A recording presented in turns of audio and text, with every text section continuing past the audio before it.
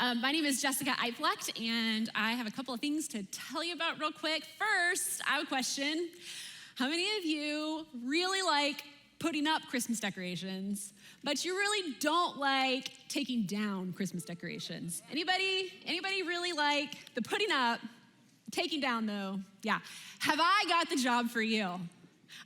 So we have for the last several years done something called Decorate Fairfax here for the Christmas season, and we are doing it this year, but in the past what we've done, if you've been around, you maybe remember, we've had everyone come on like one night. We've had like a Christmas army who just like decorates the whole church in one night and it's done. Well, we did it a little bit differently last year. We're doing it differently this year, where we have put all of the different projects that we need done for our Christmas decorations on the Vomo app. And you've heard us talk about Vomo before, because that is what we use for all of our Love Your Neighbor projects and all of our outreach projects that we do here around the church. And so we have put all of the Decorate Fairfax projects up on the Vomo app as well. And so you can go on the Vomo app and you can sign up to decorate a tree, to work on a wreath, to work on, to wrap presents, to do all sorts of things that we need to do and you can like choose what you want to do. And there's times that are listed there. So you just come at that specific time and do your specific task with a couple of other people that are here. And so that's how we're doing Decorate Fairfax this year. The other big project that's on kind of our Operation Christmas big project here that we are working on is called our Holiday Boutique. And this is a really special project that our church is involved in every year. We essentially become a toy hub for social workers and teachers and caseworkers and social service professionals in Fairfax County to come and get the toys for the families they work with who can't provide Christmas toys this year. And so we need volunteers to work the boutique during the days that it is open for those social workers and teachers and such to come, and also for people to provide toys for that.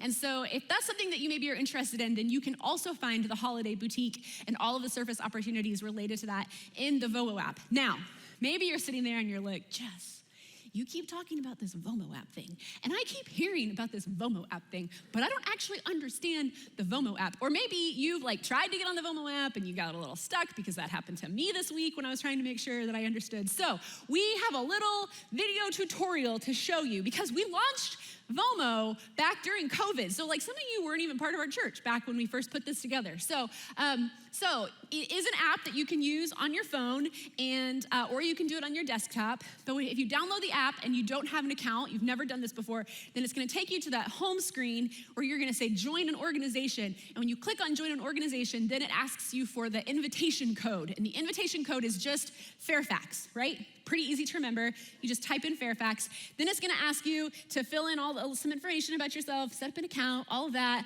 So you can see I did this on my phone just to try to just to show you. So you set up a little account, and then once the account is set up, then you have to do some things. Hang on.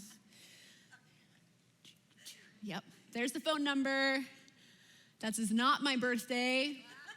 I am just a little bit older than this. That's when the building opened. We moved into the building in May of 2005, so that's what I put as my birthday for our little dummy account here. So then you get in. So here's the Vomo app, and then you have to go to your account. It takes a minute to load. Be patient. By the way, that's the other thing I got a little freaked out by when I was trying to figure this out for myself this week, is like it would take forever to like load. So just be patient, give it a second to think, but it's coming. And so then eventually you get to My Organizations, you click on Fairfax, and it'll take you straight, there's all of our stuff. So you wanna get into the Fairfax Church Volunteer Hub, and that's where all of our stuff is, and you can select a project to work on and sign up, and make sense? Is that helpful? Hopefully that's helpful. So you can do it. You don't have to do the app. You can go on the desktop on your computer or whatever and do it that way. But we just thought maybe that would help you, because we need a lot of people to sign up and help us get the church decorated. And this isn't just, by the way, not just the Christmas projects. Like every service opportunity that we have for Love Your Neighbor projects and helping out in the resource center and all of that, that's all on Vomo, okay? So this is not true of just Christmas. This is like the way that we kind of mobilize as a church in a lot of ways. So, all right. Last week, we started a new series on the book of Ezekiel, and as Rod talked about last week, we had spent several weeks before that in the book of Exodus, and if you were here for kind of the last part of Exodus, then you know that we ended the book of Exodus with all of these instructions about the tabernacle and about how it was the vehicle for experiencing the presence and the glory of God. And now we come to Ezekiel. And hundreds of years have passed since we ended Exodus. And the Israelites have left the wilderness. They have settled in the promised land, in the land that God had promised to them, west of the Jordan River. They built a temple because they didn't need a mobile tabernacle anymore. They had a home, they had a land that they were living in, and so they didn't need a mobile tabernacle anymore. So they built this temple, and they built up the city of Jerusalem, and they built these really strong walls around the city for protection and from their enemies. But we see this throughout the Old Testament. Their cycle of disobedience just continues and continues and continues, and it just gets worse and worse and worse. And because of their ongoing disobedience, they are eventually overpowered by the Babylonian Empire, and many of the young men and women are taken into exile. And one of the individuals who's taken into exile is a young priest named Ezekiel. Now, the book of Ezekiel begins 5 years after all of that. Ezekiel is sitting on the bank of an irrigation canal in Babylon.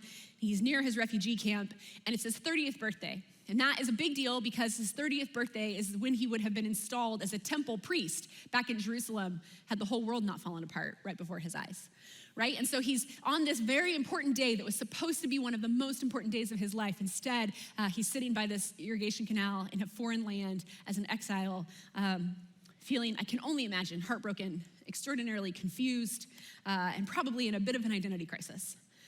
So Ezekiel, with the rest of the Israelites who have been exiled, are now a people without a country, without a city, and most importantly, a people without a temple. And they are wondering how they will ever again experience the intimate presence of God again without those things. They don't have the Holy of Holies. They don't have the Ark of the Covenant. All of the structures, all of the things that their theology was built around these places and these things where they believed that God lived, that God's presence was, that they communed with God, they had fellowship with God in these places, and all of those things have been taken away. Now, last week, Rod talked about how in the midst of this total upheaval, Ezekiel has this vision where he sees the Lord. He sees what was this? He sees something that was like almost like the presence of the glory of the Lord, right? So it's like as close of an approximation as can happen of the glory of the Lord in Babylon. And the glory of the Lord, which is supposed to reside back in Jerusalem, back at the temple, back in the Holy of Holies with the Ark of the Covenant. Instead, the glory of the Lord is in Babylon with the exiles. And Rod talked about how God is teaching Ezekiel that even though there is no temple in Babylon, that God is still present. That God's glory is not limited to one specific place, that it's everywhere. And even in what Ezekiel would have considered to be a God-forsaken place, like Babylon, God's glory is found there. So last week we talked about the beginning of that vision in chapter 1, and today we're going to look more closely at the end of the vision, which isn't until chapter 11. So we're jumping a big portion of the text between last week and this week. And if you have never read Ezekiel before, I want to invite you to maybe read those intervening chapters this week. There is a lot in there. So Ezekiel is he is a prophet. We talked about that last week. He's one of the major prophets, and he is trying to warn the people about additional coming disaster. But he does so using a bunch of different object lessons. He's like Israel's first youth pastor, right? He's like known for all the things he does in order to try to teach this lesson. If you don't know youth pastors, we're like known for object lessons. That's like our thing. So he does all of these things. For example, one of the things that he does is he shaves his head and then he collects all of the hair and he scatters it in the wind as a way of trying to show that is the way that the exiles are going to be scattered to the different nations if they don't get their act together, right? So he does things like that. Some even considerably more extreme than that in an effort to try to warn the people, to teach the people about what's coming. If you've never read Ezekiel before, or even if you have, I want to invite you to also, if you're gonna kind of follow along with us, to watch the Bible Project's work on Ezekiel. There's a video that they have put out that's kind of a graphic understanding. If you've ever watched the Bible Project stuff, it's similar to what you're thinking of. That does a really good job of kind of walking you through what's going on so that you don't get lost, because there's a lot. Rod said this last week, so it's okay for me to say it. It's weird, right? Like there's a lot of weird stuff in Ezekiel. So you might find the Bible Project's depiction to be helpful. Okay, so that's kind of what's happened in between. And now on to chapter 11. Okay, so we have talked pretty extensively over the last several years about the exile to Babylon. It's this like It's this identity-shaping event that happens in the life of the nation of Israel. And we've talked about it. We come back to it every once in a while because it's such an important part of their history. And so we're not going to spend a whole lot of time on the exile itself today, but there are a few key points that bear repeating because I want to make sure that we all have kind of our bearings as we go forward. First, remember that not all of the Israelites are exiled. So depending on the scholar that you talk to, there were 2 or 3 waves of exile from Babylon. And what would happen is that the Babylonians, so they come in, they conquer Jerusalem, and they take this first group, and they take all of like the best and the brightest, the most educated, the most, just the upper crust of society. They do take all of the military leaders, all of the government leaders, all of the people that you can imagine, kind of the best and the brightest of society. They take just kind of the first round of all those folks. And then they tell them, all right, now behave. Don't do anything dumb, like try to regain your independence, and the rest of you can stay. And they put in like a puppet king and all that, right? Except that the Israeli people are like, well, no, we're probably not going to do that. Like, we're probably going to try to reassert our independence. And so Babylon comes back a couple of times to be like, well, now we're going to destroy more of your land and take more of you into exile. And so Ezekiel is one of the first ones to be exiled, along with people that you've probably heard of, like Daniel. So it happens in 2 or 3 waves, and so that's the first thing, is that not everybody is exiled. Now, one thing that we don't talk about much, though, because the Bible doesn't really talk a whole lot about it, is that there are people who are left behind, right? There are people who are never exiled from Jerusalem or from Judah. And those folks are often referred to as the remnant, or maybe as Judahites. And they're the ones who, when everybody else has been exiled, they're the ones who are kind of left with a destroyed Jerusalem, with a destroyed Judah, to try to pick up the pieces and to try to make a way forward back in the land. Ezekiel is one of the few prophets who actually talks about the remnant at all, and they're fairly central to our discussion today, which is why I wanted to kind of make that point, that not everybody gets exiled to Babylon. The second thing I want you to remember is that the Israelite people had a whole theology and religious infrastructure built on these 2 interlaced ideas of the land and the temple. Right? So this is almost common sense if you know even the general story of this idea that like God has given them the promised land, right? The very word promised is in the land, that God has given them this land, and so the land is so important to their story. That's when they're in the wilderness, but then they're in the land, and that this land has been promised to them from Abraham. And so the land is a really important theological part of their understanding about who they are, and so is the temple. So David is the one who first has the vision. King David is the one who first has the vision for building a temple. And his vision is that he wants to create a home for God that kind of represents the splendor and the majesty of God. He wants to build a home that's worthy of God. And so he doesn't get to build it. Solomon ends up building it later on. But it's kind of David's idea, and it's built on this, like, I want to build a home for you that is, like, worthy of you, right? So, and it's the idea of it being a home is that, like, for David and for eventually the Israelite people, that God would live there, that would be in the way that we use the word home, like, that would be where God dwells. God's very presence, God's very glory dwells in that temple, right? So the land is key because God gave them the land, and they are tied to the land, and the temple is key because that is God's home in the land, right? So do you see how these 2 ideas are so interlaced? So Ezekiel has been raised to be a temple priest. He's highly educated, and we can see that throughout his book. The way that the book of Ezekiel is written, it's very symmetrical. It's really got really clear, really smooth grammar, things like that just are evident that he's like a really highly educated person. And it's clear that he is very familiar with like the Leviticus texts and with other scriptural texts because he's kind of sprinkled turns of phrase and sayings that you would find in some of the other scriptural texts of his day. He's kind of sprinkled those throughout his book in Ezekiel. And so it's clear that he is really highly educated and he knows what he believes, right? He's been raised since he was very little to be a temple priest with a very clear, 5 years old, he knew, I don't know, I just pulled that 5. My brother was 5 when he decided to be a vet. And with the exception of the period of time where he wanted to be a football player, he never, he wanted to be a vet, and he is a vet. Ezekiel, I imagine Ezekiel being a little bit like my brother, where he's had one focus on his life, and he's going to be a temple priest, and every decision he's made along the way has been to be a temple priest. And so that's what he was raised to be. That's his family, because he's a Levite, so all of the Levites were priests, so it would be like going into the family business kind of thing. A big part of his identity is in this being a priest. He knows what he believes, he knows what he's been taught to believe, and he is ready to live that out in the temple, to do this thing he's been raised to do, and then everything blows up in his face. So no wonder he's caught a little off guard. Going back to last week, when the glory of the Lord appears in Babylon, because his entire theology is centered around the idea that God dwells in Jerusalem. That's where God's house is, right? So here in chapter 11, we're going to see some additional pieces of his theological foundation kind of shifting.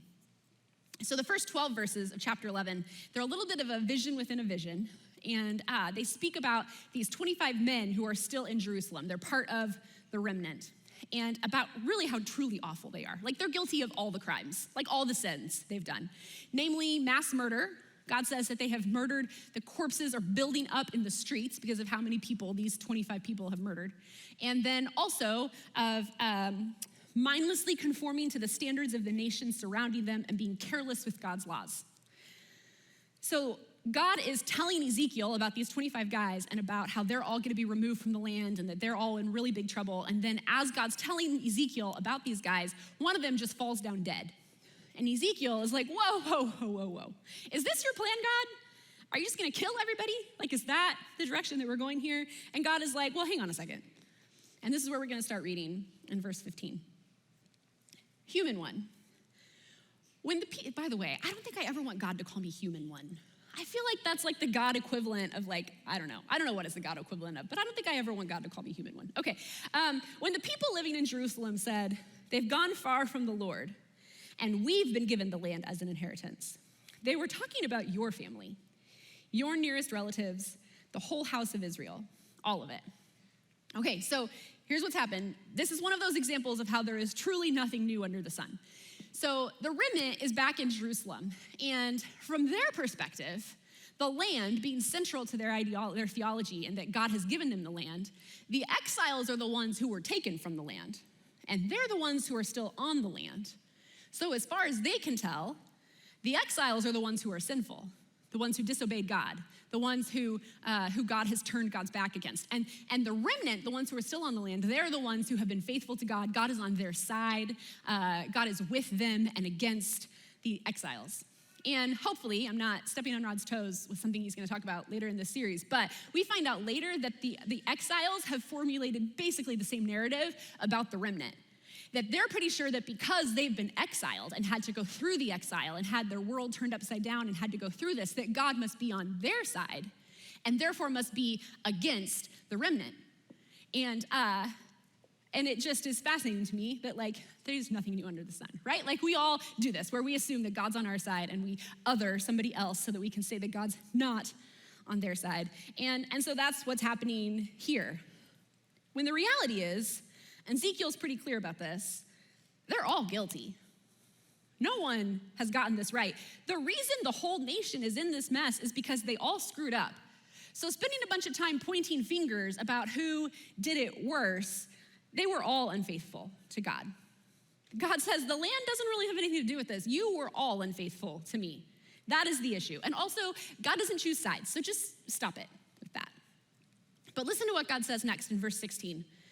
Therefore, say, the Lord God proclaims, even though I made them go far away among the nations and caused them to scatter throughout the earth, I've provided some sanctuary for them in the countries to which they've gone. Did you catch that? It's okay if you didn't. I didn't either. God says that God will provide some sanctuary for them in the countries to which they've gone. He's talking now about the exiles. And the Hebrew word that is translated here as some sanctuary, a more literal translation of that would be like a bare sanctuary. This same Hebrew word in other places in the text gets translated as synagogues.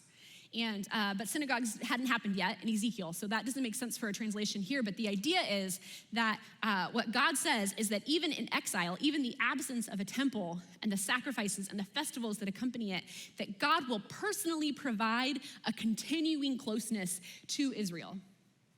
Now, this is common sense stuff, theologically for us, right? Let me tell you what I mean. I love this building, like our whole church, this whole building. I love it. I love this room. This particular room is really special to me. I got married in this room. I stood right about here and pledged my life to my husband. I dedicated both of my babies in this room. I have met with God both during church services and at other times when I have come into this room, more times than I can count. This room is very special to me, and I have witnessed God's work and activity in this room. I received my call to ministry in this building, and a lot of my most precious memories about my now 13 and a half years of service to students have happened here in this building.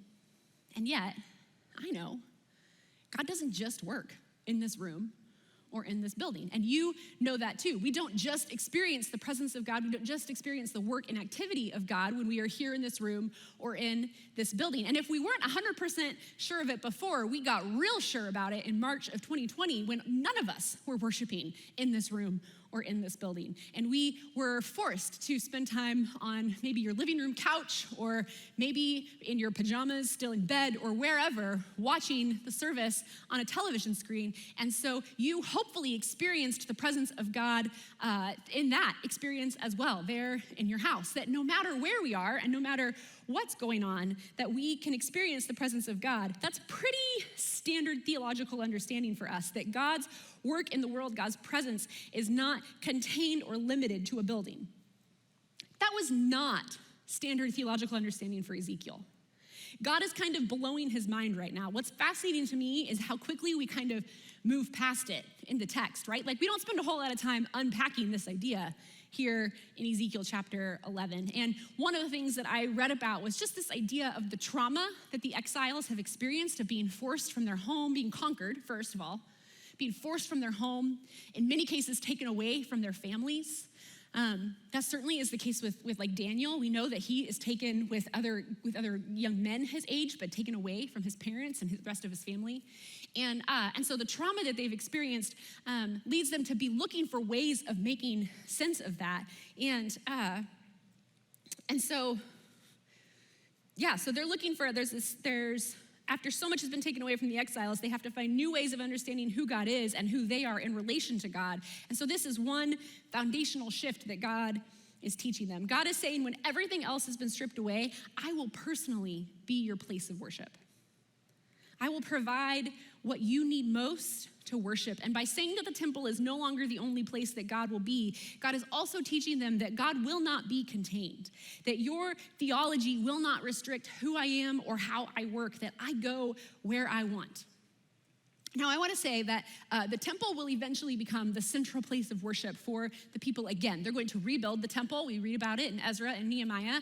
And the second temple doesn't get fully destroyed until the Romans come in and destroy it after Jesus' death and resurrection. So that's a long ways away. So the temple will continue to be really central for the people. But once the second temple is destroyed by the Roman Empire, then they really do have to find some ways, because we know, like, this is catch up to 2021, there is no temple on that site now. And so the Jewish people have had to find other ways of worshiping and other ways of fellowshipping with God. And so while the things that Ezekiel is being taught here in this text is not necessarily that's not like the only shift. We see continuing shifts happening over the course of Jewish history. But this is just the first of many major adjustments to the faith that the Jewish people will make over the next few centuries as they learn more about who God is, and as their circumstances change again and again. It causes them as a people to have to reevaluate their faith and consider what it means to be faithful to God now. Maybe you've experienced something similar. A mentor of mine says, if you've never had any doubts or questions or realignments in your faith, then you've probably only been a Christian for about 5 minutes. Because all of us, every single one of us, go through these seasons. Maybe you're going through one right now.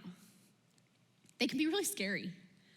when you're in a season and you can feel your faith starting to shift, starting to maybe be challenged. You can feel questions kind of bubbling up inside of you. And most of us start out by trying to shove those questions down and pretending that they don't exist and pretending that we're not secretly asking them. But eventually they just keep generally nagging at us. And they can be scary for us when we're going through it. They can be scary for if you're the parent of a teenager, because so many teenagers go through these seasons where they start to ask questions of their faith in kind of mid-adolescence to late adolescence. We see that for most all of us, which is, I'm not gonna get into all of this, but is like neurologically normal and fine. Like it's a regular part of development for us to do some deconstruction in that mid-adolescent to late adolescent time period. But that doesn't mean it's not terrifying for parents who are watching their kids walk through it and are worried that they're not gonna make it to the other side. Or if you're like married to somebody who's going through this or just in a close relationship with somebody who's going through this, it can be scary to have it happen to you. It can be scary to watch it happen. And so it is maybe helpful to you to know that Ezekiel went through this too. That the Israelite people dealt with seasons of refiguring out who they were and what their faith means. And I don't know about you, but this leads me to wonder in what ways I've been guilty of limiting God in my own theology. Like in what ways have I tried to restrict who God is or how God works in the world because it's outside of my own understanding, as though my understanding could encompass the entirety of God. I seem to try to often place God in a box, and then when something happens that's outside of that box, then I maybe try to make excuses about it, or I don't know. Like there's all sorts of things that we do. We try to say, oh, that's not God, or whatever. And so in what ways have I tried to limit God or God's activity? Like it just makes me wonder and reflect on myself, and maybe it causes you to do that as well. One of the most important lessons that my own youth pastor ever taught me was this. If you meet someone who has God all the way figured out, like who has no more questions about God or God's work in the world, run as fast as you can the other direction. That is not a person to follow. And so God has rewritten some core theological understanding here with 2 points. The narrative of the remnant, this narrative that they have that God is on their side because they're the ones who are still in the land, and that God is saying that's not really accurate because it doesn't have anything to do with the land. It has to do with you not being faithful to me and with your abhorrent crimes that you've committed. And then this long-standing institution of temple worship as the only way to fellowship with God, that's also inaccurate because it limits the movement and activity of God throughout the world. God is saying, stop presuming that you have me figured out by challenging both of these ideas of the land and the temple. Having clarified that, God continues in verse 17. Therefore, say, the Lord God proclaims, I will gather you from the nations, assemble you from the countries where you were scattered, and I will give you Israel's fertile land. They will enter the land, and they will remove from it all its disgusting and detestable things. I will give them a single heart, and I will put a new spirit in them.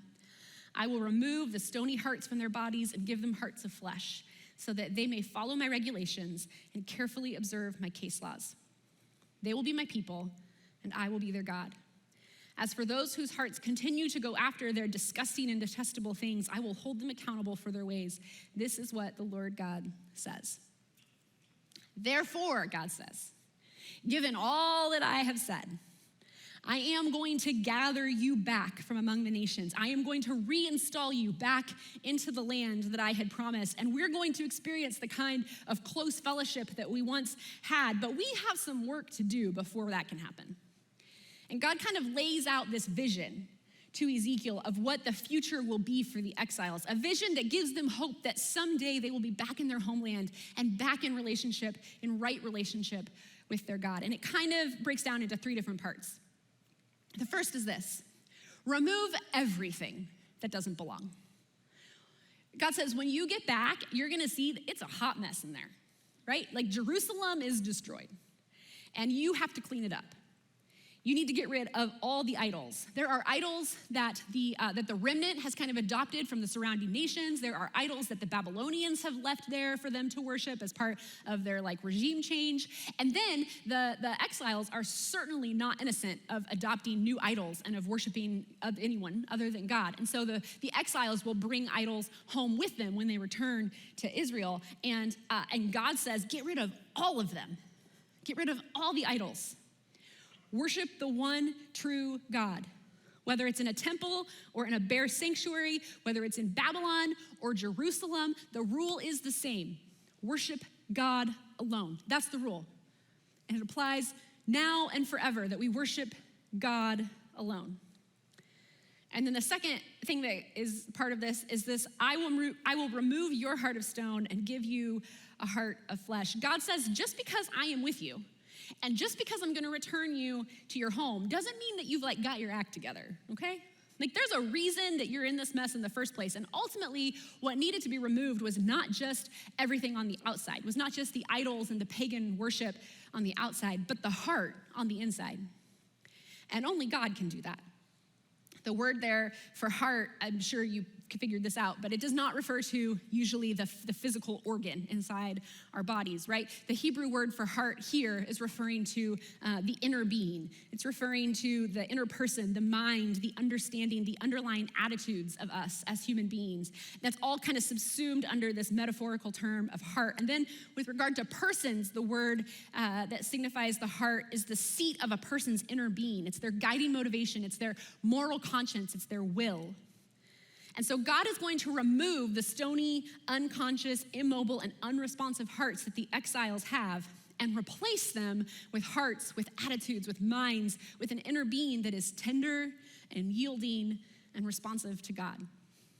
God is not just going to change the hearts that they have. God's going to take these hearts out and get rid of them and give them new hearts. God will do the inside work. They will do the outside work.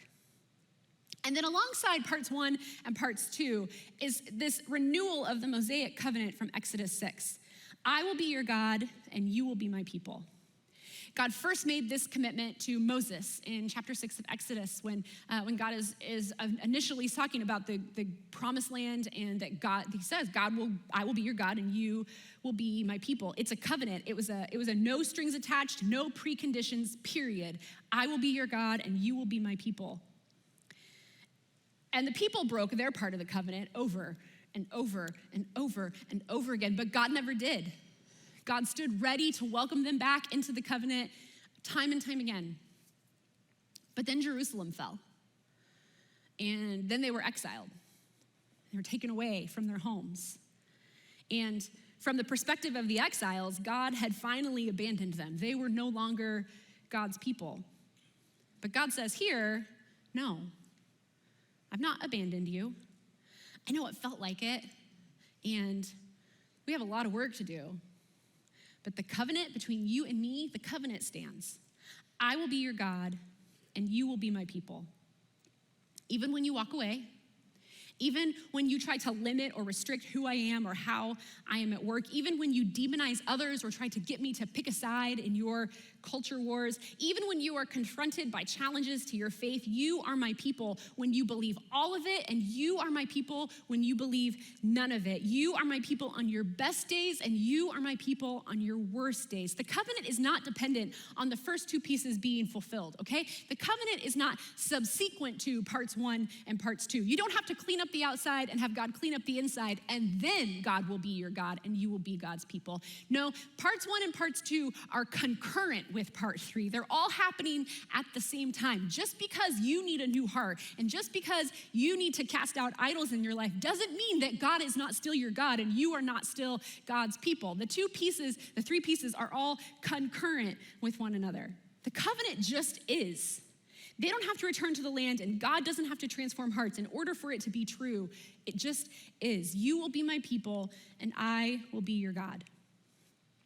So listen, if you're sitting here today, or you're watching online, or you're listening to this message later this week or month or years from now, I don't know, and you feel like an exile, you feel like the faith that you grew up with or the faith that you were so sure about once upon a time is being challenged in some way.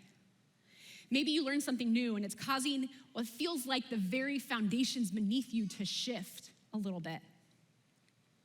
Lean in. Lean into the new thing that God is teaching you. Maybe God is about to blow your mind with something the way that Ezekiel's was blown.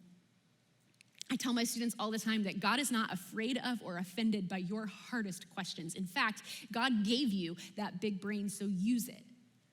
God is honored when you use it. But please, above all, please, don't give up. Don't find yourself confronted by challenges to your faith or by doubts or by questions about your faith and say, it's too much, I can't. Or the questions don't make sense yet and I've been in this season for too long, so I'm just gonna walk away. It'll just be easier to walk away. Or none of it, I don't think any of it's true after all, and so I'm just done with the whole thing. Don't do that. Don't walk away. Keep one step at a time, one piece at a time. Keep leaning in to God's promise, to God's covenant, that God is your God and you are God's people, and keep following that path to where it ends. Trust that. Lean in to that covenant reminder. Or maybe you're here today and you know that you have some false gods in your life. You know that you have adopted the idols of neighboring nations, and today you need to take the first step in tearing them down, in casting them out, in cleaning up the outside. Maybe you need to ask God to give you a new heart, that take out your heart of stone and replace it with a heart of flesh, that your unresponsive attitude needs to go and you need one that is yielding to God. The covenant is still true for you too. It doesn't become true after you've gotten your life together. God declares over you today, you who know that you have some work to do on the outside, you who know that you need God to do work on the inside, God declares over you today, I will be your God and you will be my people. And I think if we're honest, that's all of us. We all fail to live up to the command to worship the one true God and God alone. We all allow our hearts to be stubborn and unyielding, which is why thousands of years after Ezekiel, God did more than declare a covenantal promise over each of us. That covenantal promise became human in the form of Jesus to say, I have already done the work on the cross to forgive you. I have already done the work on the cross to bring you back into fellowship with the Lord. All you have to do is say yes to that work, is say yes to the covenant, is to say yes to Jesus, the one who never fails us, who never gives up on us, who never walks away from us. The one in whom our future and our hope are secure. So I want to close our service today a little bit differently by inviting you to maybe hear these words of God spoken over you, to allow them to penetrate your heart. So I want to ask you to maybe close your eyes. I want to ask you to, if it helps you, if it helps your heart to be in the right place, to maybe consider kneeling right there at your seat. Or maybe if it more reflects the way that you think about God, if it would be easier for you to hear from God, maybe just stand. If that helps you to honor who God is, to just stand right there with everybody's eyes are closed, to just put your body in the position that your body needs to be in to hear from God. And then I want to invite you to just wherever you are and whatever posture you're in, to just turn your hands up towards the ceiling, which just traditionally, historically, is just a way of us signaling that we are open, that we want to hear and receive what God has to give us today. So with your eyes closed and with your hands up, just hear these words. Wherever you are, whatever you're facing, whether you are full of faith today or struggling with faith, whether you are standing firm in the Lord or hanging on by a thread, God says to you today, you are my people and I am your God. In the stillness of this moment, when it's just you and God, hear God say, you are my people and I am your God. When you feel like everyone else has let you down, when it feels like every other promise in your life has been broken, when you are no longer as sure of your own abilities as maybe you once were, hear God reaffirm this covenant that will never fail. You are my people, and I am your God. When you're at the end of your rope, when you don't know what tomorrow will bring, when you feel like a failure, hear God say, you are my people, and I am your God. You are my people, and I am your God. You are my people, and I am your God. Yesterday, today, forever, come what may, you are my people, and I am your God.